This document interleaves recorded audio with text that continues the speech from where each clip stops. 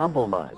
Today, I'm really excited to be introducing you guys to a brand new series that I hope you all will enjoy. I think it's a really fun and easy to understand concept and will hopefully put you guys onto some games you may have not heard of, while also giving me the opportunity to talk about games I've always wanted to try or actively enjoy, but may have not gotten to cover otherwise on this channel. I'm calling this my video game speed dating series. I'm basically going to try a bunch of games, play them as long as is necessary to kind of get a feel for them, share my thoughts on whether the game is right for me or not, and finally rank them based on familiar dating related terms. When you think about it, playing a video game really is a commitment after all. It's kind of like a relationship. Games are fun, don't get me wrong, but they also require time, effort, and consistency. Again, just like a relationship. Keep in mind, these categories are not too serious, they're just my opinion, and this is all for fun. So just a quick rundown of the rankings before I show you the games. The lowest tier will be the not for me category. I might also refer to this as pass or swipe left. These would basically be games I gave an honest go, spent some time with, and was open to experiencing, but something about them just didn't quite pique my interest. Just to clarify, this doesn't mean it's a bad game in my eyes, it just means that it wasn't right for me personally.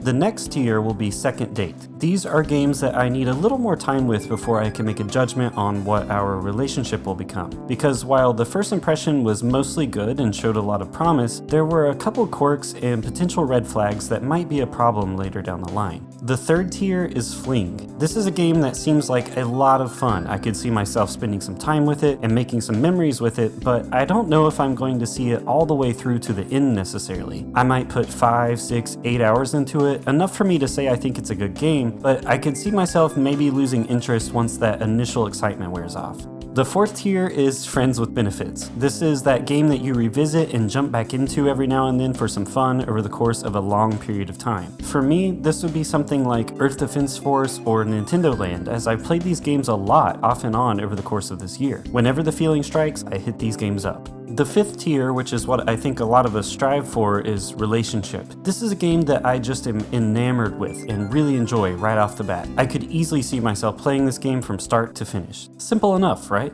And before I begin, I just want to say that if you've played any of these games before, definitely comment down below and let me know how your time with them went. And let me know if any of these games catch your interest. First off, we're going to talk about a hidden gem loosely based on The Journey to the West, the popular Chinese novel starring the iconic protagonist Sun Wukong. That's right, you guessed it, it's Enslaved. This is a pretty unique game, considered by a lot of people to be a sort of precursor for games like Horizon Zero Dawn. You play as a man named Monkey, and your partner by circumstance rather than choice is named Trip, which is short for Tripitaka. Both of these names are references to the actual characters from Journey to the West, but these names are even more memorable for me considering that my first dog's name was Trip, and my current dog's nickname is Monkey since she likes to climb on things. Instant relationship status. No, but seriously, I wanted to start this list off strong, and I'm so glad to say that Enslaved is truthfully a relationship tier game for me. I will play through and beat this game. I think the environments are really pretty and hold up graphically, the story is intriguing so far at about 3 chapters in, and I'm enjoying the gameplay too. You seem to be in a world that's been taken over by these sentient mechs, you're stranded, and you're trying to make it somewhere safe. There are still a lot of details that I don't know yet about the story, but the writers seem to be doling out those details at a really nice natural pace. As you've likely seen so far with the gameplay, the combat is really fun and flashy, and as expected by its origins tracing back to Journey to the West, you're often using a staff to put distance between yourself and your foes. There's also a heavy focus on stealth in the game, and here you'll be using your biomechanical dragonfly to scope out the environment, and then collaborate with your partner to distract the enemy while you slowly sneak past and flank the sentry machines. One thing I noticed early on was that I think this game does a great job at constantly giving you something new to do and experience without it feeling forced. And if this is what is in store for me when I eventually move over to games like Horizon and Uncharted for the first time, I'm really excited. I'm playing this on the PS3, which unfortunately is the version with the most frame rate issues, and I have noticed them, but it's manageable.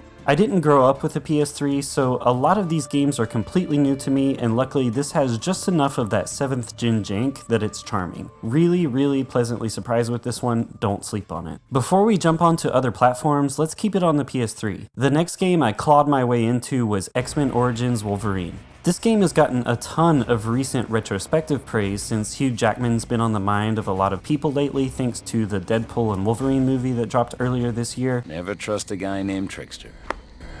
And while I did not like the movie that this game is based off of, everyone says that this is one of those rare moments where the licensed game is actually better than the movie. Now, I blocked out a lot of the memories I had of that film from my brain, so I can't quite say how closely this game follows it, but man is it fun. It is so violent and easily has the best combat of the games I'm going to show today. I only have footage of the Weapon X facility from the game for this video, as I actually started playing this game prior to coming up with this whole series idea, but you start the game off in the jungle, there is this wild bar fight against Sabretooth in the rain, and then next the facility, so there's already been a lot of variety in the levels in the small amount of time that I've put into this game. Of course, Wolverine can regenerate his health, and I love that you can actually see his wounds heal. You have this lunge attack where you hold one bumper to aim at a target and then hold the other to pounce, and I think this is a really nice subtle way of simulating how Logan dives claws first, fists clenched at his enemies. You literally slice, dice, behead, and disembowel your enemies, and it's delightfully authentic to the comic book Wolverine source material in that sense. Despite the fact that I am a huge Wolverine fan, I love Hugh Jackman's portrayal of him in the movies and enjoy his voice work in this game. I mean, I really am a fan. I basically cosplayed as Wolverine in my Elden Ring playthrough. I think this game might be a fling for me. Whereas Enslaved breaks up the monotony quite well and has a lot of natural rises and falls in its action so far, Wolverine is a constant high-octane adrenaline shot straight to your veins with wave after wave of enemies and pretty spongy bosses. Though it does have a couple fun puzzles to do, secrets to find, a little stealth, and a clear attention to detail and love for the character, I can see myself potentially getting through a good bit of this game, but eventually falling off because I might find the excessive combat repetitive over time. Now we're going to go from claws to blades with Attack on Titan 2 Final Battle, and I'm playing the PC version. This was a really interesting experience for me, and out of all the games on this list, this is the one I put the most time into so far, but that's not necessarily indicative of a good thing. First off, let's talk about the good stuff. I think the graphics are really good. I love the first-person cutscenes where you're following the main crew. I like the idea of making your own character and having them tag along through the events of the anime. I think they've done a great job at capturing the vibe and tone and look of the anime as well. The Titans are delightfully frightening and disturbing as they should be, and I cannot stress enough how much I love the accuracy of the environment. I mean, the devs are lucky that the anime shows so much in-depth environmental footage to model their own off of, but I just can't tell you how great it is to actually be inside these walls that I've enjoyed watching on TV for so long. When the game is at its best, you're swinging through with the ODM like Spider-Man, taking down the Titans like your Levi, and you're getting lots of nice member berries by reliving all of those awesome story beats. At its worst though, you're facing these really janky Titans, and the gameplay can feel pretty clunky. It's like the game is 85% of the way there at being the perfect AOT experience that I've always imagined, but it just doesn't quite get there for me at times. If you don't speak Japanese, you've got to look down below at the subtitles while you're zooming around buildings and giant hungry beings to understand what's going on, and that can obviously be challenging. I don't have footage of everything I'm going to talk about here because I also started this game prior to starting this series, but there was a moment where I missed some critical directives and basically had to completely restart a mission 30 minutes in since mission checkpoints aren't distributed well. Titans can clip through the floors, especially once you cut off their legs or if they get knocked down by sentries, and they have a tendency to move around wildly in a kind of glitchy way that can really take you out of the immersion that the game otherwise does such a great job at. The targeting system is not very intuitive and definitely takes time to get a hold of. I want to love this game so badly, and I know it's possible because I've seen reviews from people with hundreds of hours put into this game, but currently I'm going to have to put this on second date with an unfortunate potential for it's not for me because I've really struggled to click with this game at times. I'm hopeful that things will change because there is a lot to love, but we'll see. Okay, let's move on to something that's a little less violent than the first 3 games that I've discussed. We're going to cover DuckTales Remastered. I remember when this game first came out and feeling like everyone on YouTube was talking about how good it was, so I was excited to finally dive into this on my Wii U. I love how true to the cartoon the art style feels, I love how the kids say Duck and Scrooge, and the gameplay is really intuitive and just feels good. Capcom was known back in the day for making a lot of great Disney games, and this one is no exception. It's just currently not blowing me away. Like, it feels good. It's giving me secondhand nostalgia, but so far I don't feel like I'm loving it as much as everyone online seems to. You're constantly interrupted with dialogue at almost every turn, and while I've read that this game is only 3 to 4 hours long, I've heard that a lot of that time is spent in cutscenes like these, which kind of feels silly for a game like this. I do think if I had grown up with the original, I would probably appreciate this a lot more, but as it stands right now, I'm a little on the fence. The game does have a lot of charm though, and its short length actually is a plus for me in this case. I'm currently ranking this game at second date as well because I truly don't know where this will go. I could see myself dropping it, but I also see potential for a friends with benefits situation. Maybe jumping into this game every now and then and eventually maybe even beating it, but as it stands right now, that would be more so because it's short, not necessarily because I'm in love with the game. But hopefully things change, and I'm hopeful for that. I know I might be disappointing some DuckTales fans out there, but that's just where I'm at the moment. And now we're going to go from remastered retro to retro with the oldest game on this list, and that's The Legend of Valkyrie from 1989. This was originally a Japan-only arcade game from Namco, and the only reason I even know about this game is because of the work I was doing for my Namco Museum video. The first stateside release of this game ever was actually via the Namco Museum Volume 5. And when I saw footage of it, I had to play it and I wanted to play the museum version. Unfortunately, Volume 5 retails for a lot, so I went for other means to be able to procure this. The means by which I used to play this game were apparently not the most compatible means, so there is a little bit of glitchy pixels here and there next to my main character shadows, but I assure you it doesn't usually look like that. You can get this game digitally on the Switch via Arcade Archives, which is probably what I'm going to do. Anyways, this game looks amazing. Genuinely, I am so in love with this. It controls well, looks great, it has a surprising amount of depth with the things you can do, places you can go, the abilities you can receive, and the upgrades you can get. The environments are breathtaking for a game that came out in 1989,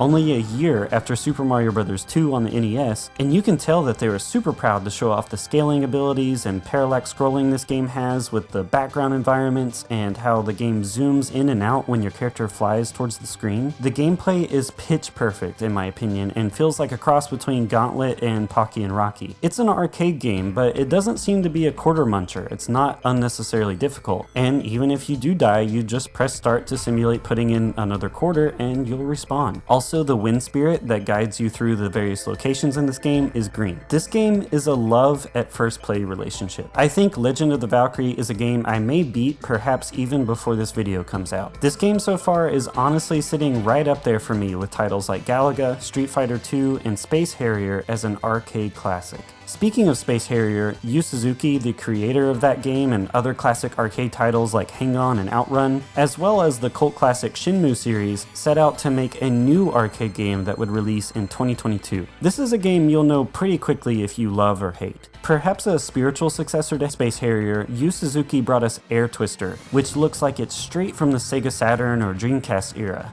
Air Twister is an arcade game with Panzer Dragoon elements and is a seriously trippy fever dream. This game is incredibly psychedelic with environments and enemies that make no sense at all, a soundtrack by the Dutch artist Valencia, who I can't share the audio of for copyright reasons, but just know that it sounds as much like the band Queen as you can possibly get. Literally from the first moment you open up the menu, you'll hear Bohemian Rhapsody's influence. Seriously, check it out after you watch this video. Speaking of the menu, there's a giant board that you can move across with the stars you earn in-game to buy upgrades, new abilities, and costumes for your character. You earn these stars by taking out entire formations of enemies. You lock onto them by floating over them and then blasting them all away. The gameplay is pretty simple, but it can get difficult as you get further, and I'm adding extra difficulty myself by not equipping any of the optional upgrades. The game itself is pretty short, and while I haven't beaten it yet, there's also a boss rush mode, and that short length plus the plethora of things to unlock and modes to play means that there is a lot of replay value. And what other game lets you ride a giant fish with wings? Air Twister is a friends with benefits game for me for sure. I can see myself diving into this casually for a couple rounds over the course of this coming year, just like Earth Defense Force or Nintendo Land. This was an Apple Arcade game originally, so that explains why the menus, especially actually have this sort of phone game feel, and the game itself is definitely not the best looking game ever, that's for sure. But it also has a sort of surreal Y2K era early 3D vector aesthetic that I really enjoy. And I feel better once I pretend that I'm playing a Dreamcast game or something, because honestly, that's what it feels like. And speaking of the Dreamcast, I finally dove into the Legacy of Kain Soul Reaver, specifically the Dreamcast version, for the first time. I chose the DC version because the graphics are better, and really quick, I promise I didn't realize until I was about midway through making this video that the Soul Reaver 1 and 2 Remastered Collection was right around the corner. I've just always wanted to play this game ever since I saw it in a demo disc for the PS1. I never got to play it as a kid, but I always thought of it in my head as a PS1 classic. As far as I know, the Dreamcast version is largely the same, but with better visuals, and they're much appreciated because man, does Legacy of Kain have some ominous cool vibes to show off in spades. You play as Raziel, a reanimated vampire on a quest for revenge. Revived by some ancient godlike being, you now have the ability to move between the corporeal realm and the spectral realm, which I thought was really impressive to see visually. The game actually reminds me of Dark Souls in a sense, considering the often one-on-one or one-on-two combat situations you find yourself in, the focus on dodging and then attacking, the creepy aesthetic of the enemies and sinister, quiet ambiance of the environments, and the fact that your character is not really dead but not really alive either. You even collect souls in this game, though here they're used for your health and for keeping you in the material realm. I've been enjoying a lot of games considered proto-Souls games like Blades of Darkness, for example, and this one is right up that alley. It's absolutely living up to the hype for me, and I can see why this game was probably mind-blowing to experience back in the late 90s and early 2000s. As expected, some of the controls can be a little finicky, and I'm wondering if I'd be better off trying the remastered port since it might offer some more modern control options. While I am enjoying this game, I've unfortunately not gotten to spend a lot of time with the game yet by comparison, and thus am going to rate it at second date for now, but this one definitely has potential to be a relationship. Sometimes the best relationships are the ones where you take things slow, you know? Last but certainly not least, I've got one more retro game for you, and that is Alisia Dragoon. Listen, I love anything with Dragoons. The Legend of Dragoon is one of my favorite games of all time, and I will never stop talking about it. I love the Dragoon class in Final Fantasy Tactics Advance, another all-time favorite. Panzer Dragoon is super sick, etc., etc. I stumbled upon a review of this game from Sega Lord X and honestly pretty much clicked it because of the title. You play as a sorceress named Alisia, as you could guess, who is on a quest to avenge her father, who was killed by this evil prince named Baldur. The premise here is really simple, but like many games from this era, the story isn't really the highlight. First off, this game is gorgeous for the Sega Genesis. I mean, look at the pixel art. Gameplay-wise, there really isn't another game like this out there that I can think of. Alisia Dragoon is a blend of action-adventure, beat-em-up, shmups, and even Metroidvania-esque elements. She has control over lightning, which auto-targets enemies that she's facing, and this is already pretty cool, but she also has pets that fight with her, hence the whole Dragoon aspect. She has a dragon, a flying lizard, a bird called the Thunder Raven, and a sentient ball of fire. You can swap between them on the fly like it's Pokemon or something, and each of them have their own health bars. There are secrets everywhere, multiple paths to take, and a lot of verticality in the levels. You're incentivized to search every nook and cranny so that you can find precious upgrades to strengthen not only yours, but your pet's abilities as well. There's also a lot of resource management going on here too, since you will gradually run out of your magic abilities if you spam your lightning too much, and you'll have to wait for it to recharge. Not to mention that you have to watch your pet's health and swap them out if they get too close to death. I just think that in a lot of ways, Alisia Dragoon was so far ahead of its time, and once you realize that this game came from the studio who would eventually go on to make games like Lunar and Grandia, that might not be too surprising. Literally, my only complaint so far is that I wish you had a dash ability, since Alisia doesn't have a lot of movement capability on her own, but I'm enjoying it. Thanks to Sega Lord X's review, I've heard that this game gets pretty difficult as you get to the end game, so it's pretty much necessary that you find all the upgrades you can so you don't get swamped by the massive amounts of enemies that you'll eventually face. For this reason, I currently see this game as a fling. I love Alisia Dragoon in concept, I really appreciate everything it's doing, and I'm enjoying what I've played of it so far. I will undoubtedly play more and am motivated to explore. However, I could see the high difficulty that I may one day reach being a bit of a nuisance, and I'm worried it might begin to feel like artificial difficulty, which really gets under my skin. I won't know how that will feel for sure until I get there though, and that's something to worry about if I make it to the late game, but for now, I'm really motivated to keep playing. So I think that about does it. As a recap, here are the games in their current rankings. Note that the games in the second date category are also ranked left to right based on how I see their future potential. Just as a reminder, these rankings don't necessarily mean that I think Legend of Valkyrie is better than Attack on Titan 2, for example, as they're so different from one another and from such different eras that it would be pretty weird to try to compare them. These rankings just reflect how I see these games fitting into my life currently. I've enjoyed all of these overall so far. This video was a ton of fun to make and I really hope you all enjoyed it. Please let me know if you did. Let me know if you have any recommendations based on the games you see here. Let me know if any of these piqued your interest or what you thought of them if you've played them before. And if you're still here, thanks so much for watching, and as always, stay humble.